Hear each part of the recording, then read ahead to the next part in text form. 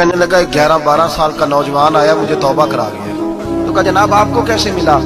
تو وہ شخص کہنے لگا حضور کل میں گیا بازار, میں نے بغداد کے چوک سے 10 کلو مچھلی بھی خرید لی اور کچھ اور ضرورت کی چیزیں بھی, مہمان آنے تھے, وہ سارا کچھ خرید کے میں جب نکلا تو سامان زیادہ ہو گیا.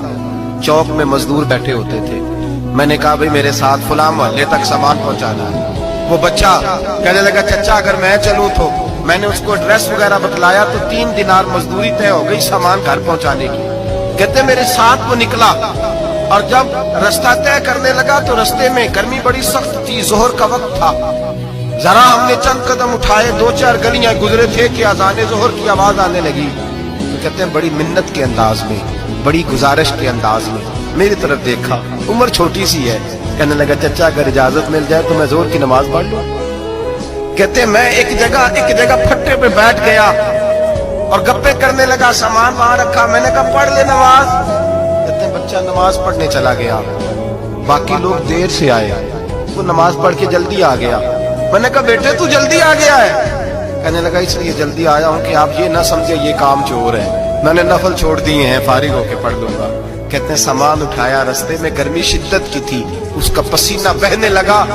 میں آگے بڑھا, میں نے کہا بیٹے سامان تھوڑی دیر کے لیے مجھے دے دو, گرمی زیادہ ہے. کہنے لگے میں آپ کو نہیں دے سکتا, اس لیے کہ 3 دینار مزدوری گھر پہنچانے کی طے کی ہے, میں پھر مزدوری پوری نہیں لوں گا, پیسے کم لوں گا. کہتے ہیں میں محو حیرت ہو گیا, اس جوان کی بات نے میرے سارے وجود تھر تھر کپا ڈالا کہ اس دور کا اس قسم کے لوگ. کہتے ہیں گھر لے گیا اس کو, میں سامان رکھا, میں نے کہا تم یہاں ٹھہرو میں 3 دینار مزدوری لاتا ہوں. کہتے ہیں پیسے لینے گیا تو بیوی کو بتایا, بڑا نیک ہے, بڑا پرہیزگار جوان ہے.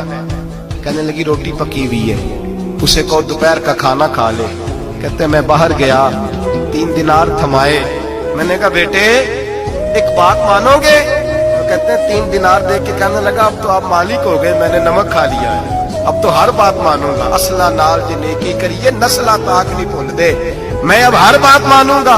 تو میں نے کہا دوپہر کا کھانا کھا لو. کہتے ہیں اس کی گردن جھک گئی اور بڑے دھیمے لہجے میں کہنے لگا میں نہیں کھا سکتا, میں نے روزہ رکھا ہوا, روزہ رکھا ہوا ہے, نفلی روزہ رکھا ہوا ہے. کہتے ہیں میں اور پریشان ہوا, میں نے فوری طور پہ سوال کیا کہ اب تو کدھر جائے گا؟ کہنے لگا اب میں کہیں نہیں جاؤں گا, میرے 1 دن کا خرچہ میرے ماں باپ نے جو ڈیوٹی لگائی ہے وہ 3 دینار ہے, پورا ہو گیا ہے. اب میں باقی جو وقت بچے گا یا قرآن پاک کی تلاوت کروں گا یا محمد عربی پہ درود و سلام پڑھوں گا. میں نے کہا افطاری کر لینا. کہنے لگا مجھے مسجد بتا دو, میں جا کے اللہ اللہ کرتا ہوں, مجھے شام کو لے آنا. افطاری ہمارے ساتھ اس کی طے ہو گئی, مسجد چلا گیا. مغرب بعد لینے گیا تو کہنے لگا عشاء کے بعد آنا, اب تو میں نے پانی سے افطار کر لیا, کھانا کھانے جاؤں گا تو جماعت رہ جائے گی. کہتے ہیں عشاء کے بعد میں لایا, اس کو کھانا کھلایا, رات گہری ہو گئی تو میں نے کہا تو سو نہیں جاتا؟ کہنے لگا کوئی حرج نہیں, کبھی دور مزدوری کرنے نکل جاؤں تو رہ بھی جاتا ہوں, گھر والوں کو پتا ہے. کہتے میں نے مسافر خانہ کھولا, یوں سمجھیے ڈرائنگ روم, بیٹھک میں نے کھولی, اس کو سلا دیا.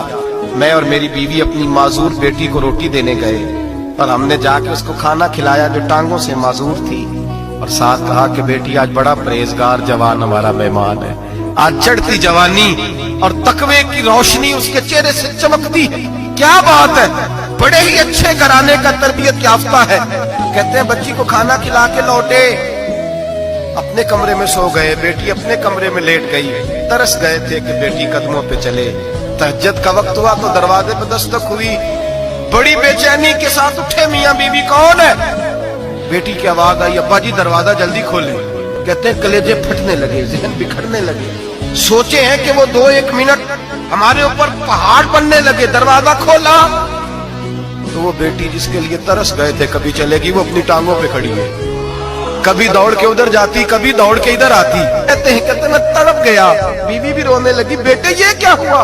ہم تو مایوس ہونے لگے تھے معاذ اللہ کہ اب تو ٹھیک نہیں ہوگی, کیا ہوا؟ کہنے لگے ابا جی اماں جی آپ نے بتایا نا نیک جوان آیا ہے, نیک آیا ہے, تو میں آپ چلے گئے تو میرے دل میں خیال آیا, اے اللہ اگر وہ واقعی نیک ہے تو اس کے صدقے مجھے شفائی عطا فرما دے. یا ایھا الذین آمنوا اتقوا اللہ وابتغوا الیہ الوسیلہ, اے اللہ صحت ہی دے دے. کہتے ابھی میری دعا بھی پوری نہیں ہوئی کہ میرا وجود حرکت کرنے لگا, اور یہ دیکھو میں اٹھ کے کھڑا ہو گئی ہوں. کہتے ہیں ہم لوگوں نے یہ دیکھا تو بھاگے اس کے کمرے کی جانب. جب دروازے پہ ہاتھ رکھا تو دروازہ کھل گیا, آگے گئے تو پلنگ خالی تھا، ایک رکا چھوڑ گیا ہے. کہنے لگا مجھے پتا ہے میری حقیقت کھل گئی ہے، میں تو اللہ کا بندہ ہوں. اگر تمہیں مجھ سے ذرا بھی پیار ہو گیا ہے تو پھر میرے پیچھے نہ بھاگنا، اللہ کی بارگاہ میں جھک جانا.